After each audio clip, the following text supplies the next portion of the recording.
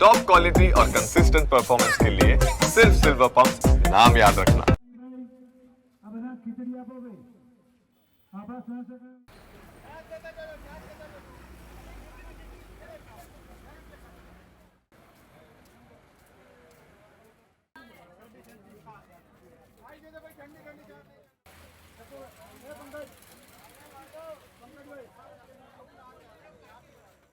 गरमा गरम खिचड़ी खाता जाओ।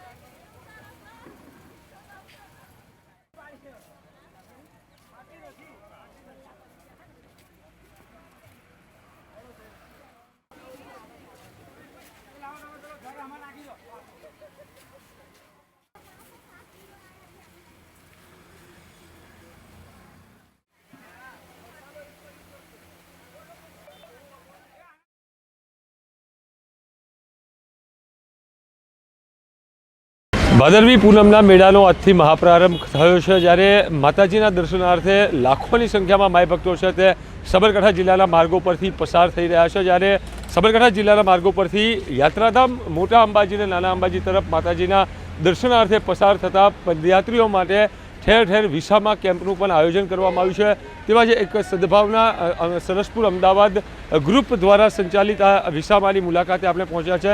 તેના સંચાલક સાથે વાત કરીશું. વડીલ, શું કહેશો, કેટલા વર્ષથી આયોજન કરવામાં આવે છે અને કેટલો ઉત્સાહ? હવે છેલ્લા 12 વર્ષથી આ આયોજન કરીએ છીએ. ઘણો ઉત્સાહ છે. ઘણી પબ્લિક આવે છે. આજે અમારું શુભારંભ થયું હતું. અમારા જજ છે તાપીના આર દેવેન્દ્ર કરીને એમના શુભારે અને વીડી ઝાલાના શુભાસ્તે આપણે આરંભ કરાવ્યું છે અને ઘણી પબ્લિક આવે છે.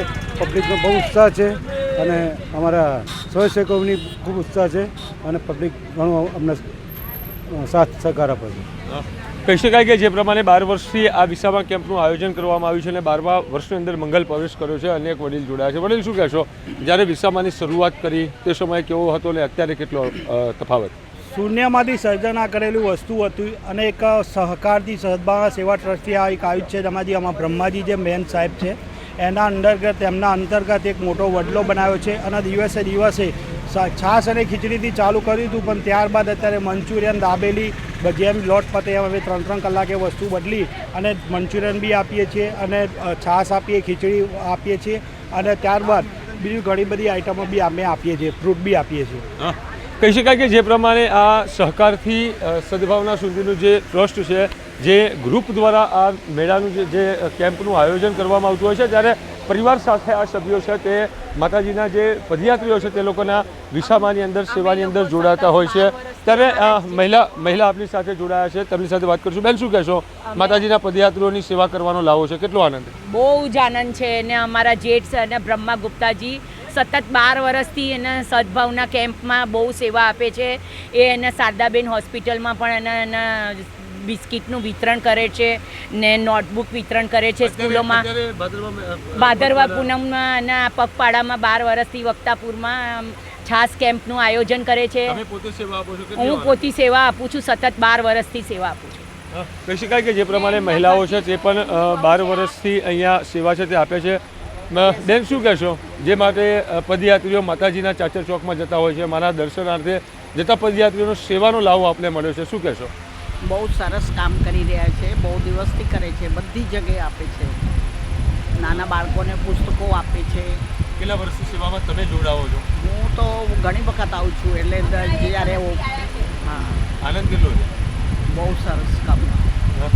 કહી શકાય કે જે પ્રમાણે પરિવાર સાથે અહીંયા જે અમદાવાદ સરસપુરનું જે આ ગ્રુપ છે તે સેવા કેમ્પનું આયોજન કરતું હોય છે અને સાબરકાંઠાના હિંમતનગર ઈડરના માર્ગ પર આ જે કેમ્પનું આયોજન કરવામાં આવ્યું છે, જ્યારે માતાજીના દર્શનાર્થે જતા માઈ ભક્તોનું અહીંયા જે ભોજન ચા નાસ્તાનું આયોજન સાથે મેડિકલ કેમ્પનું પણ અહીંયા આયોજન છે તે કરવામાં આવ્યું છે અને પદયાત્રીઓને કોઈપણ પ્રકારની તકલીફ ન પડે અને સુખ શાંતિથી જે માતાજીના દર્શનાર્થે પહોંચે અને પોતાની યાત્રા છે તે શાંતિપૂર્ણ પૂરી કરે તે માટેના પ્રયાસો સતત અહીંયા કરવામાં આવતા હોય છે. જ્યારે સરસપુરનું જે આ ગ્રુપ છે કે જેને આજે 12 વર્ષ પૂરા કર્યા છે, 11 વર્ષ પૂર્ણ કરીને 12મા વર્ષની અંદર મંગલ પ્રવેશ કરીને પણ પોતાનું જે સેવાનો ભાવ છે તે યથાવત રાખ્યો છે. ચિરાગ મેઘા, ન્યૂઝ કેપિટલ, સાબરકાંઠા.